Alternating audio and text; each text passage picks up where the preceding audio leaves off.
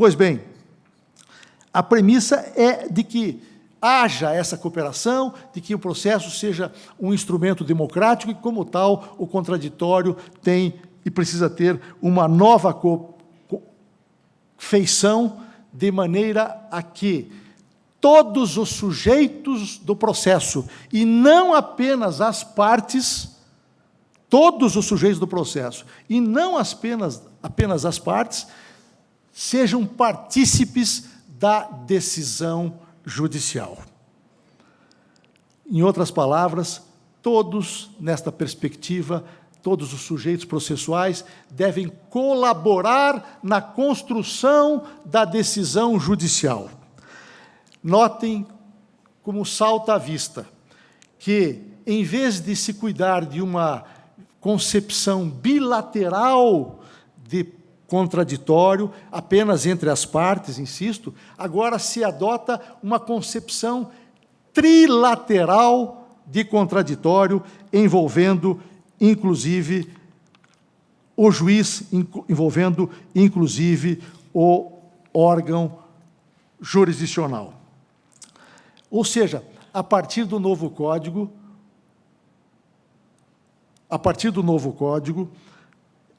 é notório que se passou a emprestar muito maior relevância, muito maior importância ao princípio do contraditório, porque o novo Código quis necessariamente envolver todos os sujeitos processuais e, portanto, partes e órgão jurisdicional na decisão, na participação para a decisão judicial. Envolver de que maneira? Num diálogo construtivo e efetivo entre as partes e o juízo acerca dos fundamentos de fato e de direito de que acaso se pretenda lançar mão na decisão judicial. A ideia central, como veem, é de coparticipação das partes na tomada de decisão. A ideia, como se percebe, é a de que a decisão judicial, a solução da lide, deixe de ser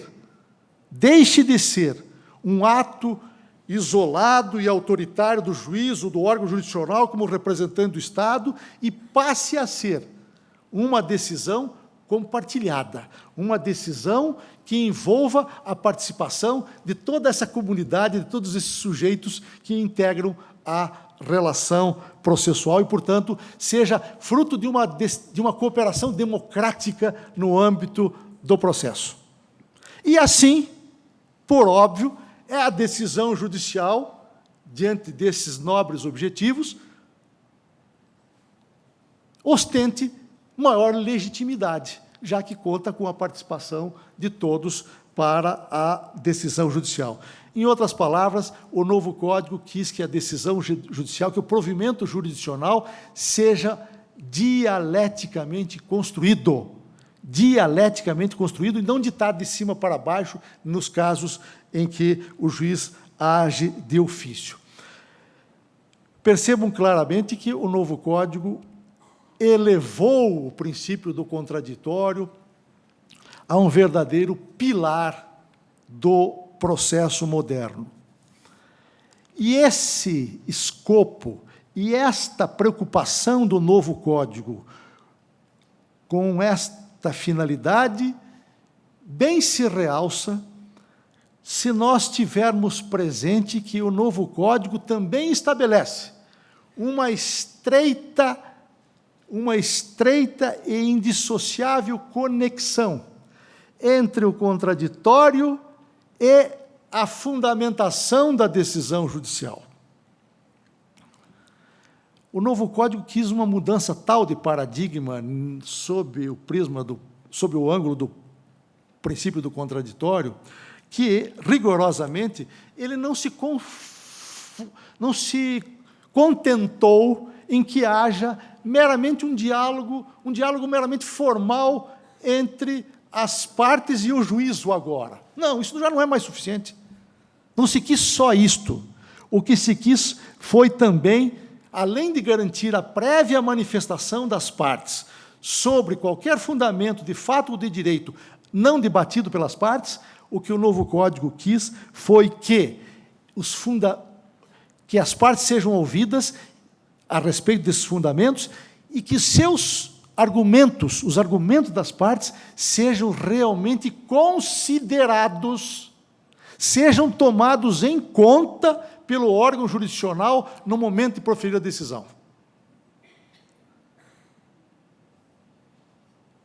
Em outras palavras, o que o Código quis, com todas as letras, de forma expressa,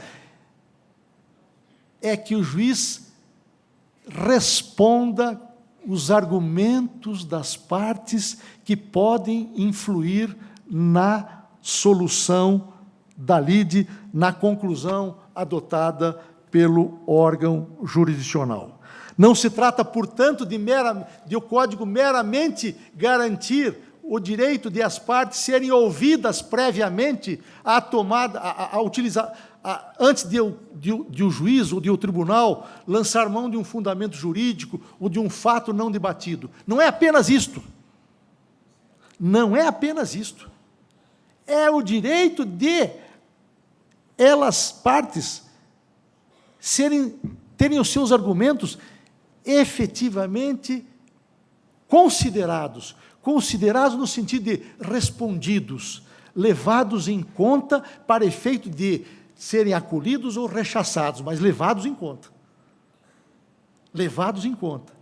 Quer dizer, e isso fica claro do artigo 489, parágrafo 1º, inciso 4º, no que o novo Código combina com a pena de nulidade a sentença ou a decisão em que não se considera, diz a lei, não se considera fundamentada qualquer decisão judicial, seja interlocutória, sentença ou acórdão, que não enfrentar todos os argumentos deduzidos no processo capazes de, em tese, infirmar a conclusão adotada pelo julgador. A lei é expressa, comina de nulidade a decisão judicial em que o juiz ou o órgão jurisdicional se esquivar de responder argumentos capazes de influir na decisão judicial. Portanto, não é um diálogo. O que o Código quis não foi apenas que as partes sejam ouvidas, muito mais do que serem ouvidas previamente à utilização de um fundamento não debatido, muito mais do que isto. O Código quis que não haja um diálogo entre surdo e mudo. O Código quis, com todas as letras, que o juiz se manifeste, que o tribunal se manifeste sobre o argumento relevante e capaz, diz a lei, de influir na decisão de mérito. Vejam que quão grande foi a relevância, a valorização que o novo Código de Processo Civil conferiu ao princípio constitucional do contraditório. E é forçoso convir que, se não houvesse essa vinculação com a forma de fundamentação a que me refiro, claro que seria praticamente estranho e quase inútil que as partes falassem sozinhas no processo ou se estabelecesse um contraditório meramente formal entre elas e o juiz. Seria praticamente inútil. Por isso que o Código, realçando essa importância, vinculou isto à validade da decisão. Pois bem, tecidas essas considerações introdutórias, cabe-nos examinar o contraditório sob o prisma específico do processo do trabalho. É evidente que, por força do artigo 555 da Constituição Federal, o processo do trabalho é, como todo processo judicial, presidido também pelo princípio do contraditório. É evidente também que a omissão da legislação processual trabalhista em disciplinar o princípio do contraditório, omissão que, aliás, era compartilhada até recentemente pelo próprio Código de Processo Civil, que não contemplava normas tão claras a esse respeito. Esta omissão também é um outro fator pelo qual nós não poderíamos recusar a aplicação supletiva, ou aplicação subsidiária no processo de trabalho, ainda que, na visão da Comissão de Ministros, ao final se concluiu pela aplicação em termos da nova concepção de contraditório. O artigo 4º da Instrução Normativa, o artigo 4º da Instrução Normativa 39, cuidou de estabelecer em que termos se aplica o princípio constitucional do contraditório no âmbito do processo do trabalho. O artigo 4º e seu parágrafo 1º tratam da aplicação plena, nos termos em que venho de afirmar o princípio constitucional do contraditório, e o parágrafo 2º trata de casos em que não há essa aplicação plena, há uma aplicação em termos no âmbito do processo de trabalho. É óbvio que esta questão foi uma das cruciais com que nós nos defrontamos ao elaborar a Instrução Normativa 39. Em que termos deveríamos transpor para o processo de trabalho a aplicação do princípio do contraditório? Evidente que não poderíamos negar a aplicação, mas deveríamos aplicá-lo in totum, tal como está regulado no processo de trabalho. A primeira ideia que nos ocorreu foi a de acompanhar uma solução que foi aprovada pela ENFAM, a Escola Congênere dos Magistrados Estaduais e Federais, nossos vizinhos. A ENFAM, tentando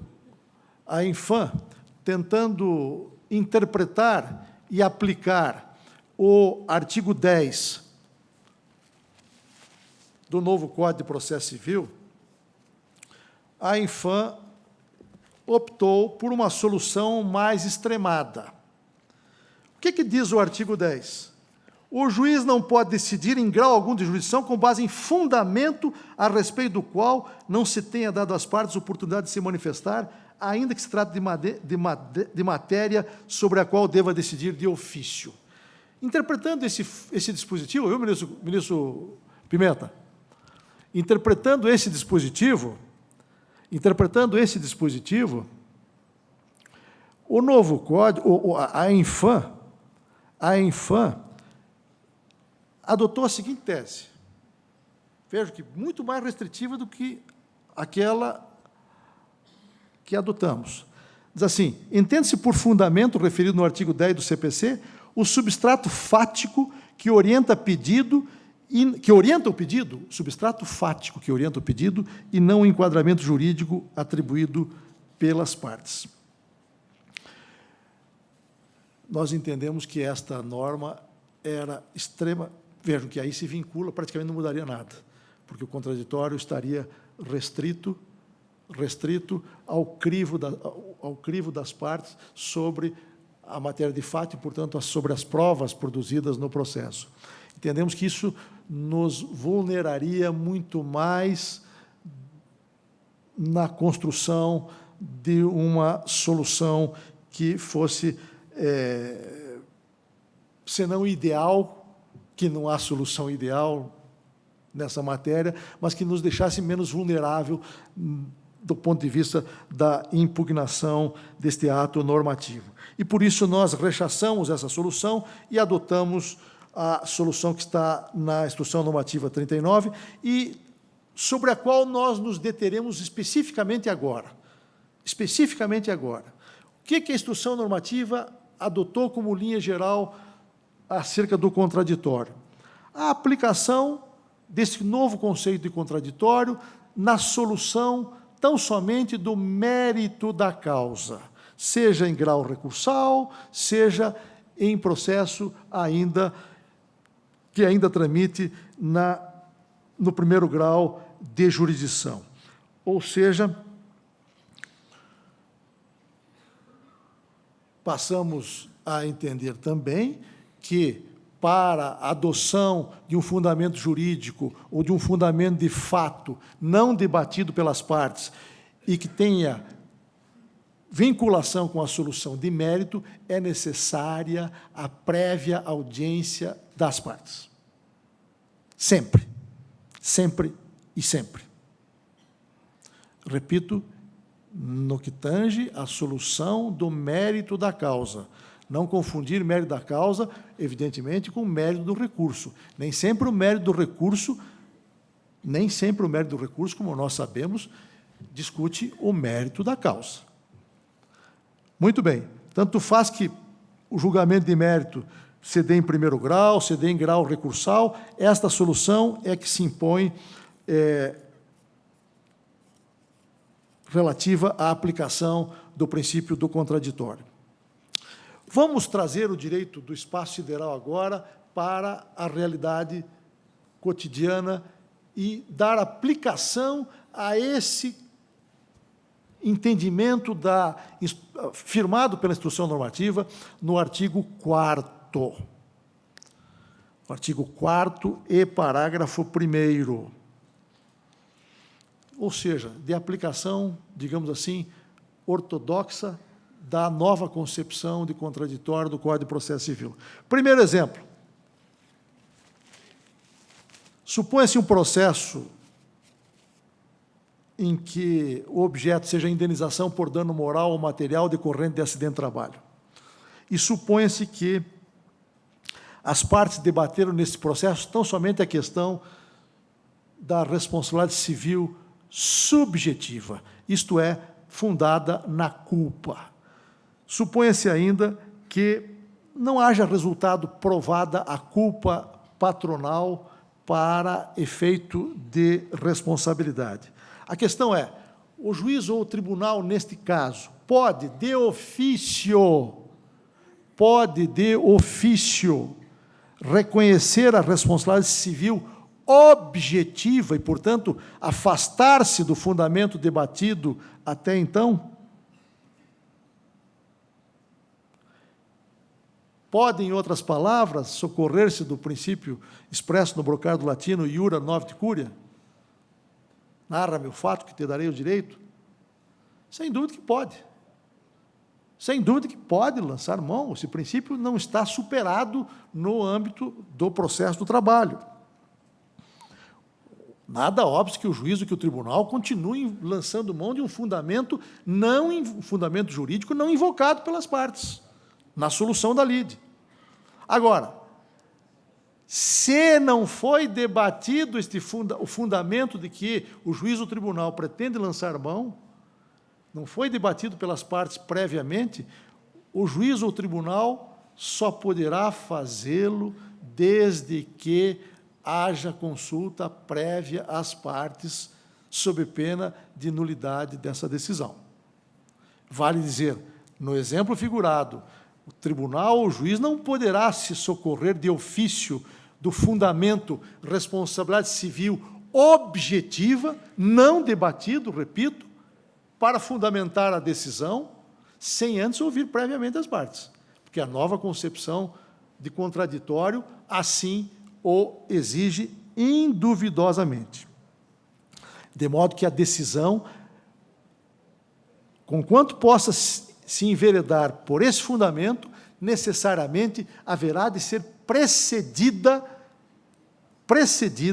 de consulta às partes a respeito.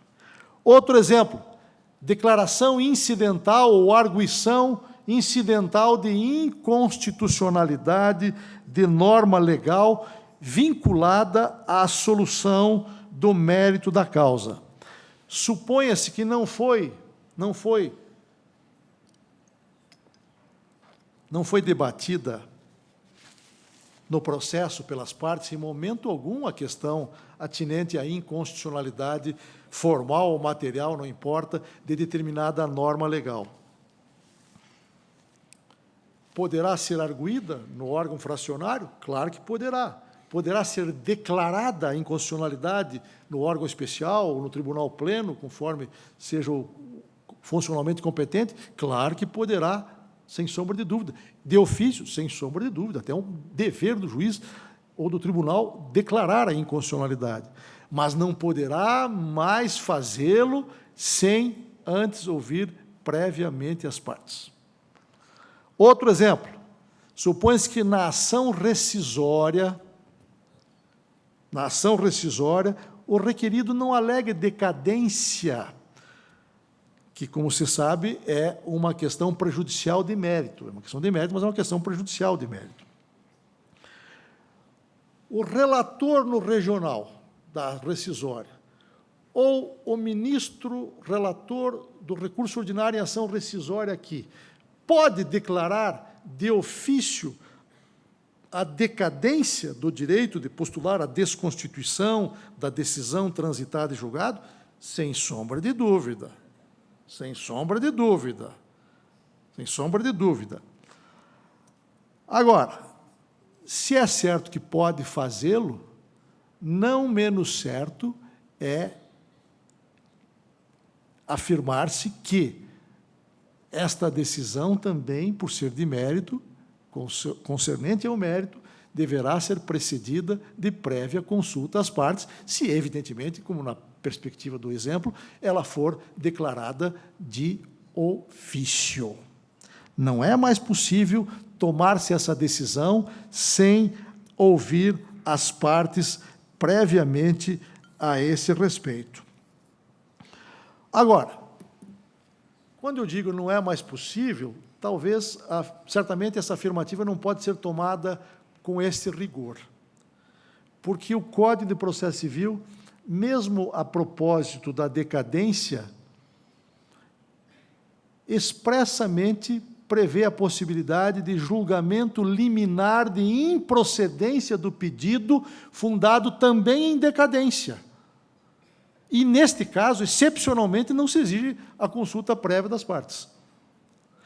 Tudo isto por força de norma expressa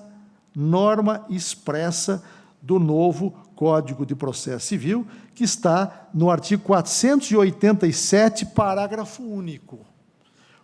Esse parágrafo único do artigo 487 diz assim: ressalvada essa hipótese de julgamento liminar, em que em todos os casos não há contraditório prévio, ressalvado esse caso, se for para o juiz declarar a decadência ou a prescrição, como sucede lá no processo civil, essa decisão, diz o novo Código, deverá observar o artigo 10 do novo Código. O que é o artigo 10? Audiência prévia das partes. Um outro exemplo agora, vinculado à iniciativa probatória das partes.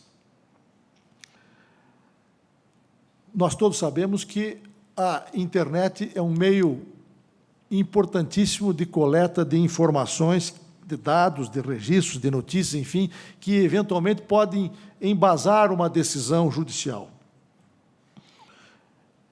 Temos registrado casos em que o magistrado, de ofício, antes de sentenciar, para instruir o processo, toma a iniciativa, por exemplo, de consultar o sítio eletrônico do Tribunal Regional do Trabalho para coletar determinado dado. Houve um caso de que me recordo, em que se discutia a interrupção da prescrição em virtude de o reclamante alegar que propuseram uma reclamação trabalhista anterior, e como esse fato, reclamação trabalhista anterior, suficiente para interromper a prescrição, não fora provado ainda, o magistrado, o ilustre magistrado, foi ao site do tribunal e coletou esta informação para efeito de reconhecer a interrupção da prescrição pelo ajuizamento de reclamação trabalhista anterior. É patente que, neste caso, sob a nova perspectiva do contraditório, para que o juiz possa louvar-se desta informação, louvar-se deste fato, cuja apuração deveu-se à iniciativa dele, insisto, será absolutamente imprescindível que ele, antes de sentenciar, submeta este fato, esta prova, ao crivo do contraditório, sob pena de nulidade. Ainda, a propósito de fato, um outro exemplo que se poderia figurar, mesmo, Walber, é relativo ao fato novo. Fato novo. Nós todos sabemos que o Código de Processo Civil, artigo 400, de 1973, artigo 462, dizia com todas as letras que cumpria o juiz tomar em conta o fato novo, entendemos como tal aquele apurado depois da propositura da demanda. O novo Código tem norma de igual teor. Isso está no artigo 493 do Código de Processo Civil, 2015. Se um fato novo